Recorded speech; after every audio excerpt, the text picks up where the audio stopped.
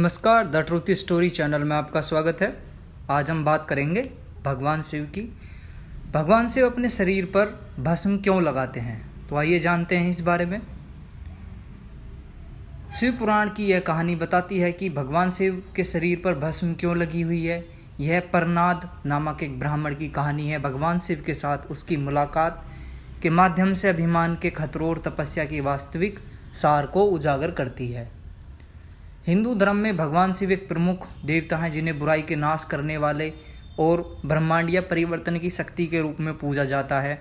उन्हें एक ध्यानमग्न तपस्वी या दिव्य नर्तक के रूप में दर्शाया गया है, जिनकी तीसरी आंख, गले में एक सांप और हाथ में एक त्रिशूल है। देवी पार्वती हिंदू धर्म में एक प्रमुख देवी हैं जिन्हें दिव्य माता और भगवान शिव की पत्नी के रूप में जाना जाता है। वह स्त्री शक्ति, प्रजनन क्षमता, प्रेम और भक्ति का प्रतिनिधित्व करती हैं। उनकी देखभाल और दयालु प्रकृति के लिए पूजा की जाती है। एक बार देवी पार्वती ने भगवान शिव से पूछा, आपका दिव्य शरीर हमेशा राख से क्यों ढका रहता है, यानी कि भस्म से क्यों ढका रहता है। भगवान शिव ने दयालुता से मुस्कुराते हुए कहा, मैं तुम्हें एक कहानी सुनाता हूँ। बहुत समय पहले एक ब्राह्मण रहता था जो महान ऋषि भृगु का वंशज था।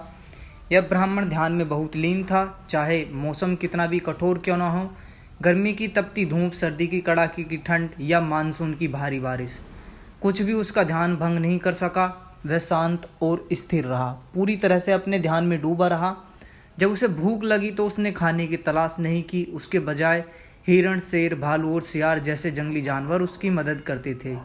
अजीब बात यह है कि ये जंगली जानवर उससे डरते नहीं थे। वे उसके लिए फल लाते थे जिन्हें खाकर वह अपनी भूख मिटाता था। जैसे जैसे साल बीतते गए, ब्रह्मांड ने अपनी तपस्या को आगे बढ़ाया। ब्राह्मण जो था उसकी तपस्या आगे बढ़ती गई। ना मौसम का कोई प्रभाव पड़ा, ना बारिश, ना धूप, ना सर्दी, किसी भी तरह का उस पर कोई ब्राह्मण पे कोई तपस्या करते हुए प्रभाव नहीं पड़ा। उसने फल खाना छोड़ दिया और केवल पत्ते खाकर जीवन यापन करना शुरू कर दिया। इस वजह से लोग उसे परनाडा कहने लगे, जिसका अर्थ है पत्ती खाने वाला, क्योंकि परना का मतलब पत्ता होता है। कई वर्ष बीत गए और परनाद ने अपना गहन ध्यान जारी रखा, केवल पत्तों पर जीवन व्यतीत किया। समय परनाडा की मध्यमा अंगुली कट गई, लेकिन कुछ असामान्य हुआ। खून की जगह पौधों में पाए जाने वाले तरल पदार्थ जैसा रस जैसा तरल उसके घाव से बह निकला। पहले तो परनाडा हैरान रह गया, फिर उन्होंने महसूस किया कि ऐसा इसलिए हुआ होगा क्योंकि मैंने इतने सालों से सिर्फ पत्ते खाए हैं। मेरा शरीर बदल गया है। परनाडा का गर्व, इस बदलाव पर गर्व महसूस करते हुए परनाडा खुशी से उछल पड़े। उन्होंने कहा, मुझे देखो, मेरी तपस्या इतनी शक्तिशाली है कि मेरा खून पौधे के रस में बदल गया। अपनी उपलब्धि की प्रशंसा करते हुए उसका हृदय गर्व से भर गया।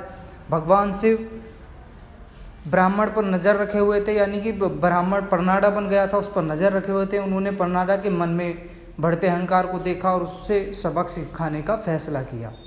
एक साधारण ब्राह्मण का वेश धारण कर भगवान शिव परनाडा के सामने प्रकट हुए। ब्राह्मण भेष बदले और भगवान शिव ने पूछा, आप इतने खुश क्यों हो? मेरी उंगली तो देखो। परनाद ने गर्व से कहा, मेरा खून रस में बदल गया। इससे पता चलता है कि मेरी तपस्या कितनी महान है।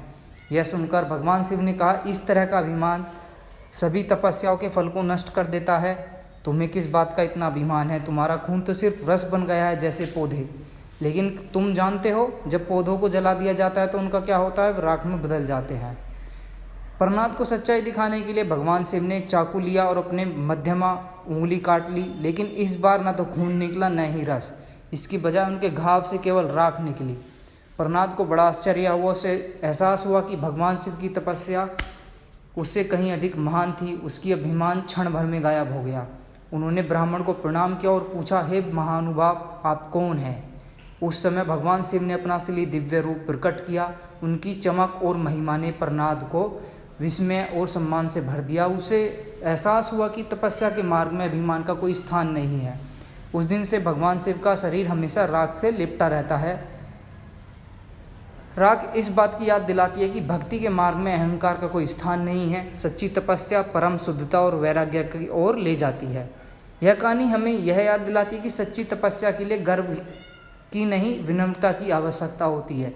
भगवान शिव की राग पवित्रता, वैराग्य और अहंकार पर अंतिम विजय का प्रतीक है। धन्यवाद। हर हर महादेव। ओम नमः शिवाय।